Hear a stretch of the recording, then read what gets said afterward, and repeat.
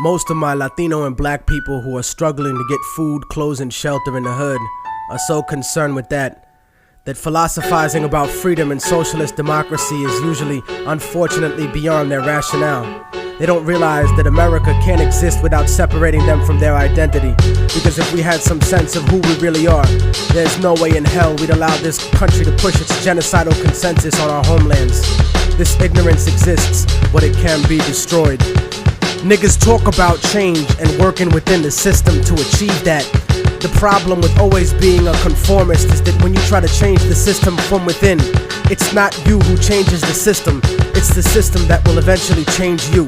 There is usually nothing wrong with compromising a situation, but compromising yourself in a situation is another story completely. And I have seen this happen long enough in the few years that I've been alive to know that it's a serious problem. Latino America is a huge colony of countries whose presidents are cowards in the face of economic imperialism. You see, third world countries are rich places, abundant in resources, and many of these countries have the capacity to feed their starving people and the children we always see digging for food and trash on commercials. But plutocracies, in other words, a government run by the rich, such as this one, and traditionally oppressive European states, force the third world into buying overpriced, unnecessary goods while exporting huge portions of their natural resources. I'm quite sure that people will look upon my attitude and sentiments and look for hypocrisy and hatred in my words. But my revolution is born out of love for my people, not hatred for others. You see, most of Latinos are here because of the great inflation that was caused by American companies in Latin America.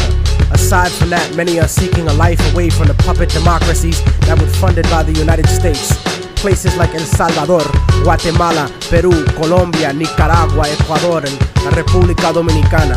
And not just Spanish-speaking countries either, but Haiti and Jamaica as well. As different as we have been taught to look at each other by colonial society, we are in the same struggle. And until we realize that, we'll be fighting for scraps from the table of a system that has kept us subservient instead of being self-determined. And that's why we have no control over when the embargo will stop in Cuba or when the bombs will stop dropping in Vieques. But you see, here in America, the attitude that is fed to us is that outside of America, there live lesser people. Fuck them, let them fend for themselves. No, fuck you. They are you.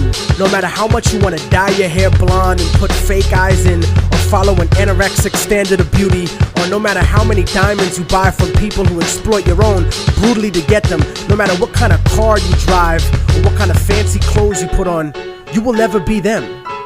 They're always gonna look at you as nothing but a little monkey. I'd rather be proud of what I am rather than desperately try to be something I'm really not, just to fit in. And whether we want to accept it or not, that's what this culture or lack of culture is feeding us. I want a better life for my family and for my children, but it doesn't have to be at the expense of millions of lives in my homeland. We're given the idea that if we didn't have these people to exploit, that America wouldn't be rich enough to let us have these little petty material things in our lives and basic standards of living. No, that's wrong. It's the business giants and the government officials who make all the real money. We have whatever they kick down to us. My enemy is not the average white man. It's not the kid down the block or the kids I see on the street. My enemy is the white man I don't see. The people in the White House, the corporate monopoly owners, fake liberal politicians, those are my enemies.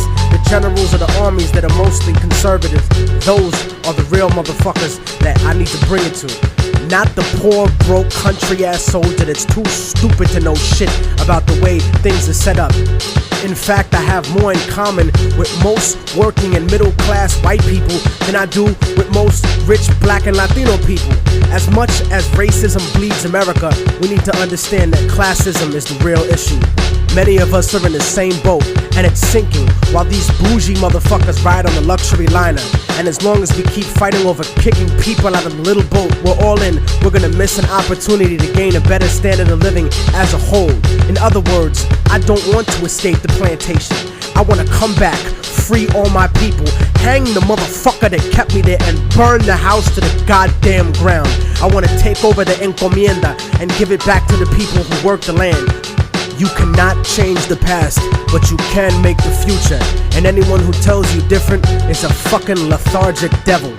I don't look at a few token Latinos and black people in the public eye as some type of achievement for my people as a whole. Most of those successful individuals are just sellouts and house Negroes. But I don't consider brothers a sellout if they move out of the ghetto. Poverty has nothing to do with our people. It's not in our culture to be poor. That's only been the last 500 years of our history.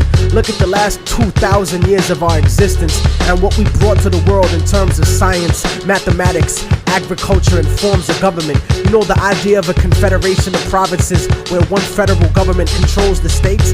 The Europeans who came to this country stole that idea from the Iroquois League. The idea of impeaching a ruler comes from an Aztec tradition. That's why Montezuma was stoned to death by his own people, because he represented the agenda of white Spaniards once he was captured, not the Aztec people who would become Mexicans. So in conclusion, I'm not gonna vote for anybody just because they black or Latino. They have to truly represent the community and represent what's good for all of us proletariat. Porque si no, entonces te mando pa'l carajo, cabrón, gusano, hijo de puta. Seramos libres pronto. ¡Viva la revolución! ¡Viva la revolución!